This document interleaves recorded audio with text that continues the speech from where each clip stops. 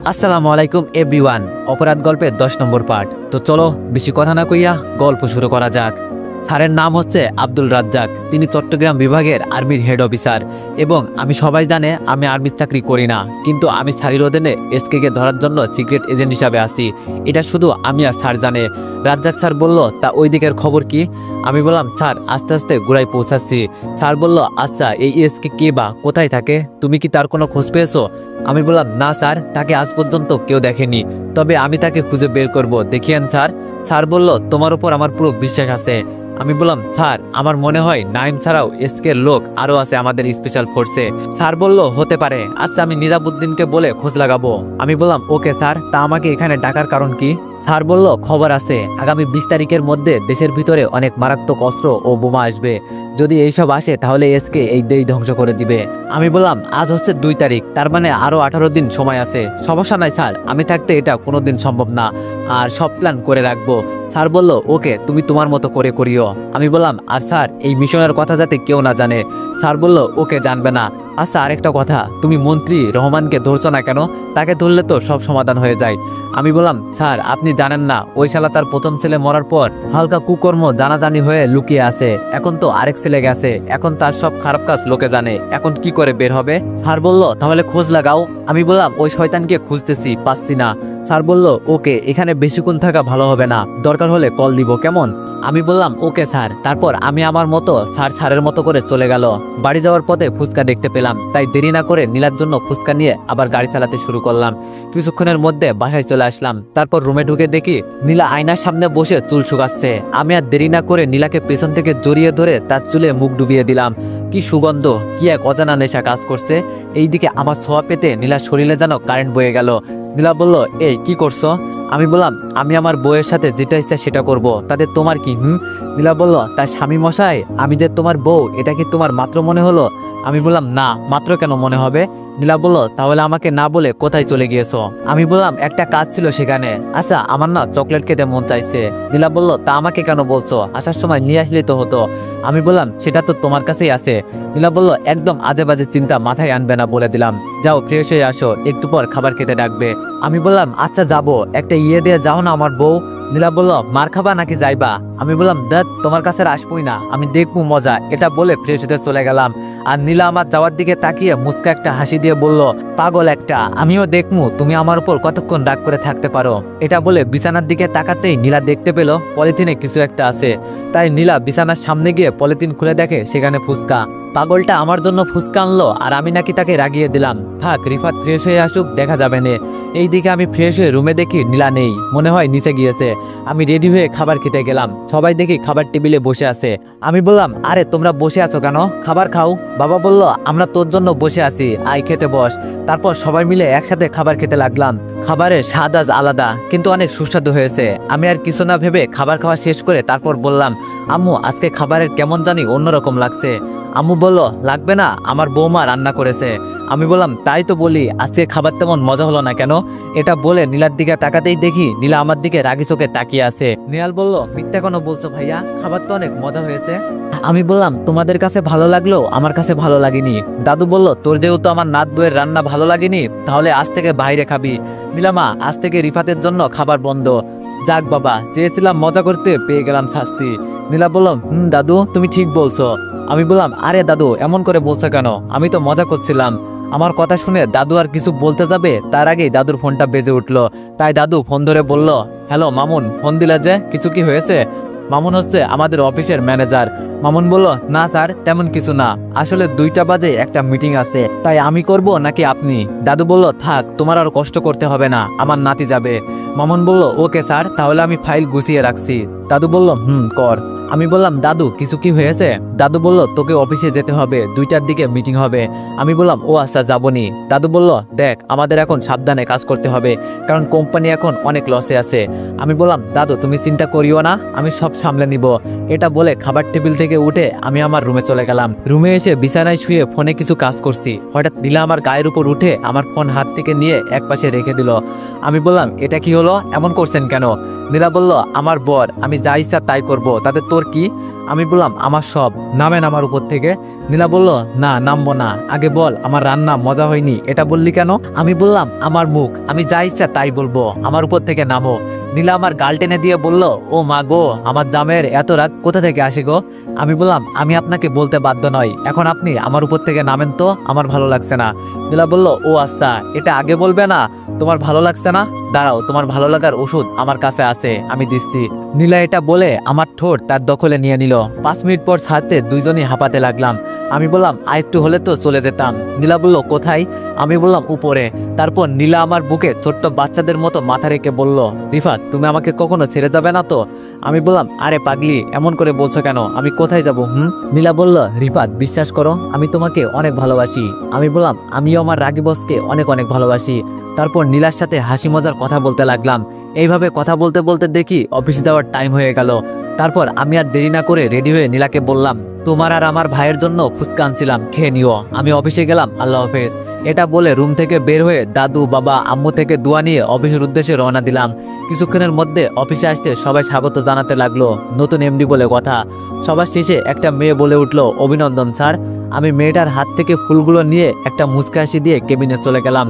আমার পিছন পিছন ম্যানেজার আঙ্কেলও আসতে লাগলো। মামুন মিয়া বলল, তা রিফাত বাবা, কেমন লাগছে তোমার কেবিন?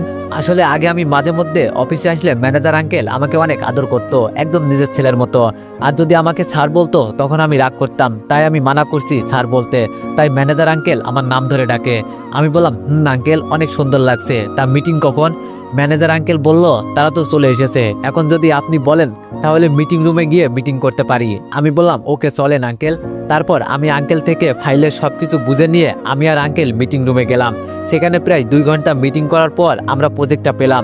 অনেক খুশি লাগছে, জীবনের প্রথম মিটিং আর এতে সফল। নিজের মধ্যে একটা ভাব চলে আসছে। মিটিং শেষ করে নিজের কেবিনে বসে পিয়ন চাচাকে বললাম, এই মেয়েকে আমার কেবিনে আসতে বলেন।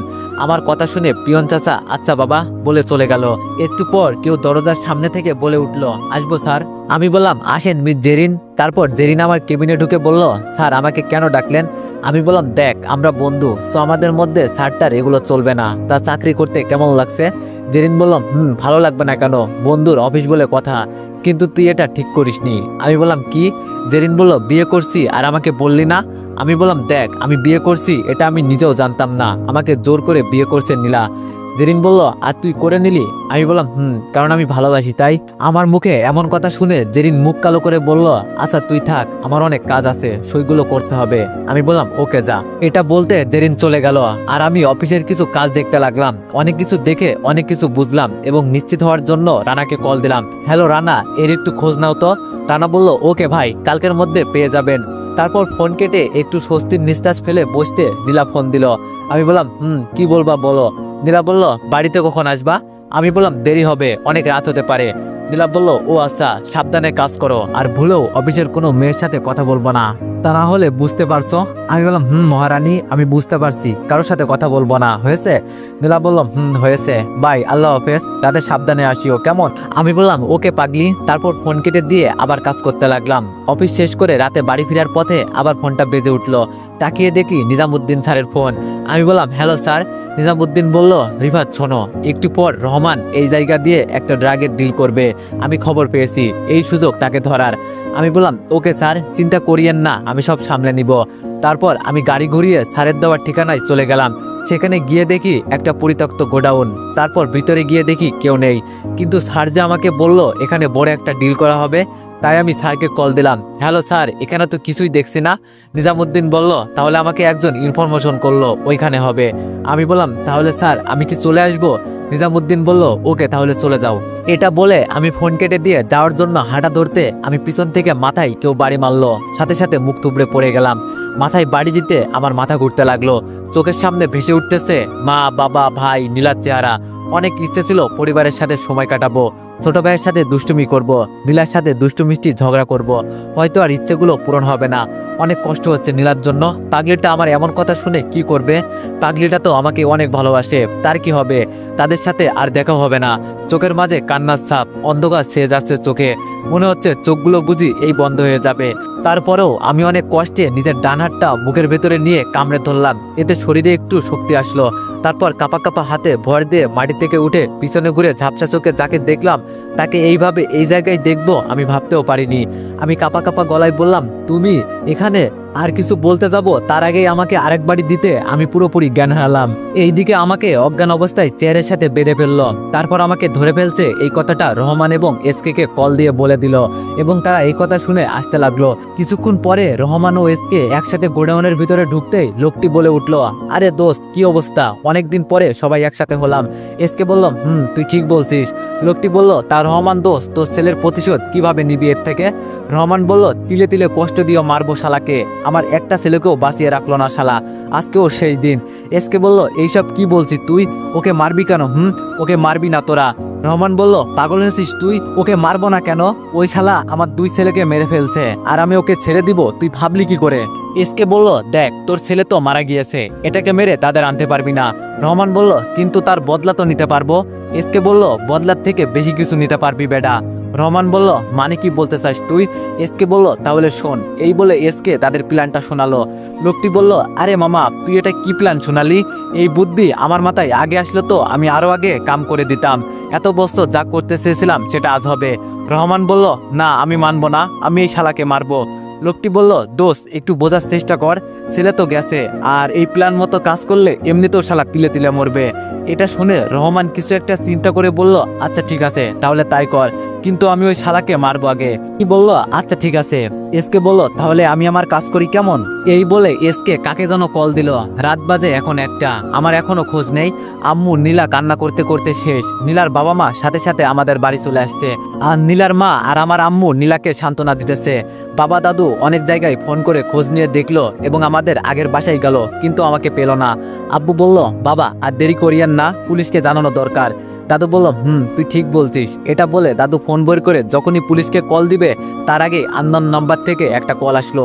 দাদু হয়তো ভাবছে আমি কল দিয়েছি, তাই দাদু তাড়াতাড়ি করে রিসিভ করে বলতে লাগলো, হ্যালো দাদু ভাই, তুমি কোথায়? বাসায় কখন আসবা? সবাই তোমার জন্য চিন্তা করছে। এসকে বলল, আরে আশরাফ চৌধুরী, এত উতলা হচ্ছেন কেন? নাতির জন্য একটু আসতে দেরি করছে, তাই বলে এত উতলা হতে হবে নাকি? দাদু বলল, কে আপনি? এসকে বলল, আমি কে সেটা জেনে তোমার কাজ নেই। তুমি তোমার নাতিকে বাঁচাতে চাইলে এই ঠিকানা মতো বাবা ছেলে চলে আসো, আর সাথে রফিক চৌধুরীকে আনতে ভুলবে না, কিন্তু কোনো পুলিশ প্রশাসন যেন না আসে, মনে রাখবা। আর যদি চালাকি করার চেষ্টা করিস তাহলে এসকে কি জিনিস তা হাড়ে হাড়ে বুঝবে। এটা বলে ফোন কেটে গেল। দাদু হ্যালো বলে আর কিছু বলতে যাবে তার আগেই ফোন কেটে গেল। বাবা বলল, বাবা কি হয়েছে? দাদু বলল, এসকে রিফাতকে কিডন্যাপ করেছে এবং তাকে বাঁচাতে হলে এই ঠিকানায় যেতে বলছে, আমাকে আর তোকে। বাবা বলল, মনে হয় প্রতিশোধ নিতে এমন করছে, আচ্ছা চলো যাই আর পুলিশকে ইনফর্ম করো। দাদু বলল, পুলিশকে বলতে মানা করছে, আর এসকে কে তুই চিনিস, তার লোকও থাকতে পারে পুলিশের, তখন ভেজাল হবে। তার চেয়ে বরং বাবা কথা বলার টাইম নেই, চলো। এটা বলে দাদু বাবা আর রিফাত আঙ্কেল হাঁটা ধরলো। বাবা হাঁটতে পারছে না, সেটা কি কারণে আপনারা জানেন। তারপরেও বাবা এলবি স্টিক দিয়ে তাড়াতাড়ি করে হাঁটতে লাগলো। একটু পর গাড়ির কাছে এসে গাড়িতে উঠে গাড়ি নিয়ে ঠিকানার উদ্দেশ্যে রওনা দিল। এইদিকে এসকে বলতে লাগলো, ওই তোরা কই? এই শালাকে এখন ঘুম থেকে তোল, অনেক ঘুমিয়েছে। এটা বলতে সেখানে থাকা একটা ছেলে গিয়ে 1 বালতি পানি রিফাতের মুখে মারলো। আমার মুখে পানি পড়তেই আমার জ্ঞান ফিরল। মাথাটা প্রচুর ব্যথা করছে, মাথা জিম ধরে আছে, চোখগুলো খুলতে চেয়েও খুলতে পারছি না। তারপরেও অনেক কষ্ট করে চোখ খোলাতে আমার সামনে একজন এসে বলল, কি অবস্থা বাবা? অনেক কষ্ট হচ্ছে বুঝি? আমার সামনে কি আছে কিছু ভালোভাবে দেখতে পারছি না, সব ঝাপসা লাগছে, কিন্তু কণ্ঠটা অনেক পরিচিত। লোকটি বলল, এই বাবাকে আরেকটু পানি দাও তো। এটা বলতে একটা ছেলে এসে আমার মুখে আবার পানি মারলো। এইবার সবকিছু ঠিকঠাক দেখছি। লোকটি বলল, কি বাবা, এইবার ঠিকঠাক দেখছো তো?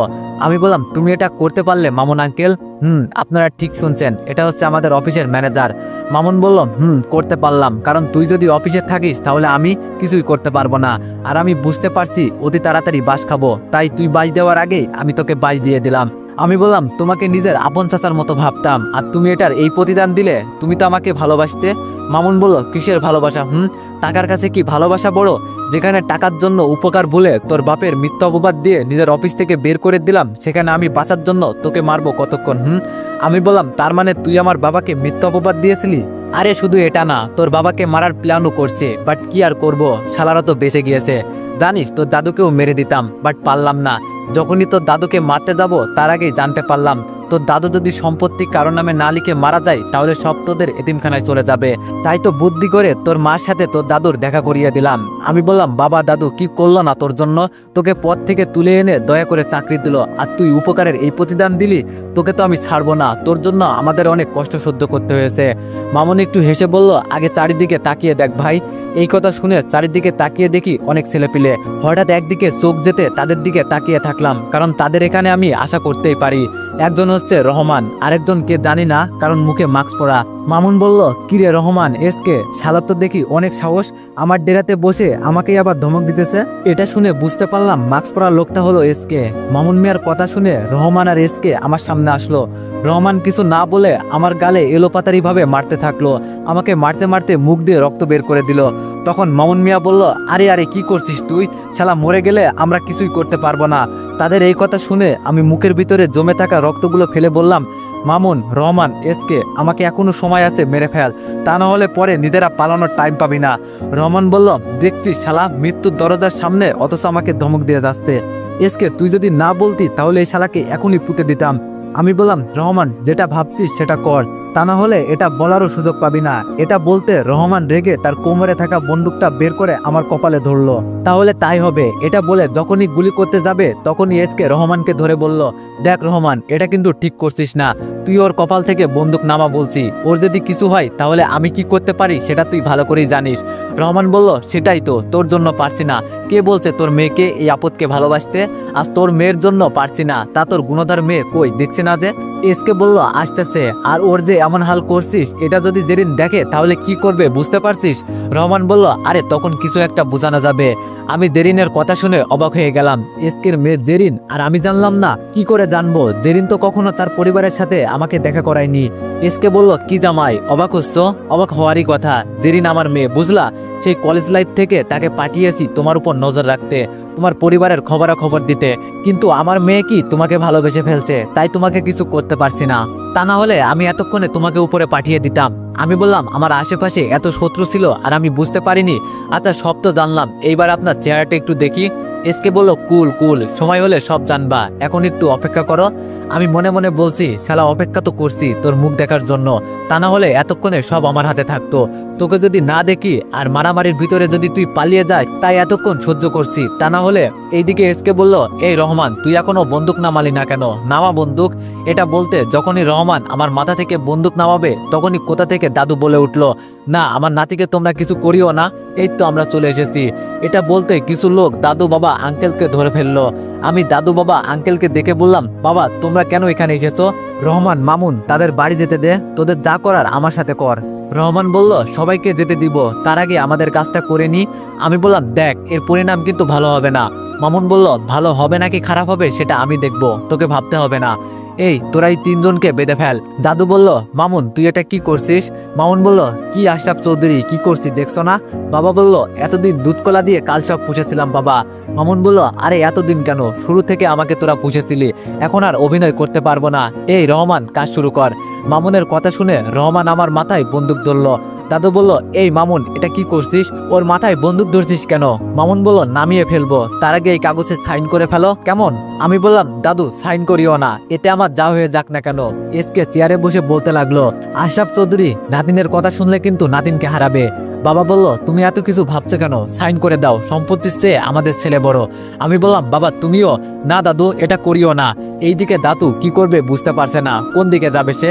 রহমান বলল, আশরাফ চৌধুরী তোমার কাছে 3 সেকেন্ড সময় আছে, এর মধ্যে যা করার করে দাও। 1, 2, যখনই 3 বলতে যাবে তার আগেই দাদু বলে উঠলো, না আমি সাইন করে দিতেছি, দাঁড়াও। এটা বলতে মামুন পেপার দাদুর দিকে বাড়িয়ে দিল, আর দাদু আমার দিকে তাকিয়ে কান্না করতে করতে সাইন করে দিল। দাদু বলল, এইবার তো আমার নাতিনকে ছেড়ে দাও। এসকে বলল, এত তাড়াতাড়ি কিসের? এখন তো আমার সব হিসাব বাকি। মিস্টার রফিক চৌধুরী আর মিরাজ চৌধুরী কি বল? আমি বললাম মানে তুই কি বলতে চাস? এসকে বলল সেটার হিসাব তোর বাবা আর তোর শ্বশুরের সাথে হবে, বুঝলি? আমি বললাম আচ্ছা সেটা না হয় হিসাব করবি, আগে তোর চেহারাটা একটু দেখা। এসকে বলল আচ্ছা এত যখন আমার মুখ দেখতে চেয়েছিস তো দেখ, দেখিস আবার আমাকে দেখে হার্ট অ্যাটাক করে যেন না ফেলিস, পরে আবার আমার মেয়েকে বোঝানো কঠিন হয়ে যাবে। আমি বললাম আরে দেখা তো একবার, তোকে শুধু একবার দেখে নি, তারপর আমি দেখবো কত ধানে কত চাল, তাহলে এই দেখ আমার মুখ। এটা বলে এসকে তার মাস্কটা খুলে ফেললো। মাস্ক খোলাতে আমি যাকে দেখলাম তাকে দেখে আমি বিশ্বাস করতে পারছি না, এই মানুষটা এত বড় সন্ত্রাসী। আমি বললাম নিজামুদ্দিন স্যার আপনি? আমি শাহরিয়া খান নিজাম, তোকে আর কিছু বলতে পারবো না, এখন তোর বাবার সাথে আমার হিসাব। এই বলে আমার বাবার সামনে যেতে লাগলো। এইদিকে আমি একটা মুচকি হাসি দিয়ে বললাম যেটার জন্য এতক্ষণ ধৈর্য ধরলাম সেটার অপেক্ষা এখন শেষ, boys take position. Yes sir. আমি বললাম ওকে। আমি বলার সাথে সাথে কাজ শুরু করে দিবে। নিজাম বলল তোর জন্য আমার বাবা তিলে তিলে জেলে পচে মরছে, আর তোকে কিভাবে ছেড়ে দিই বল? এই পাটা ভাঙছে না, সমস্যা নাই, আরেকটা আছে তো, ওইটা না হয় যাবে। বাবা বলল দেখ তোর বাবা তার কাজের ফল পেয়েছে এখানে। নিজাম বলল আরে রাখ তোর ফলমূল, আগে আমার কাজ করি। এটা বলে বাবার ভালো পায়ের গোড়ালি বরাবর বন্দুক ধরলো, আর সাথে সাথে বন্দুকের আওয়াজে আমার আব্বু চিৎকার দিয়ে উঠলো, আর বাবার চিৎকার শুনে আমার কলিজার মুসর দিয়ে উঠলো। তো এভরিওয়ান নেক্সট পার্টের জন্য অপেক্ষা করো। ধন্যবাদ।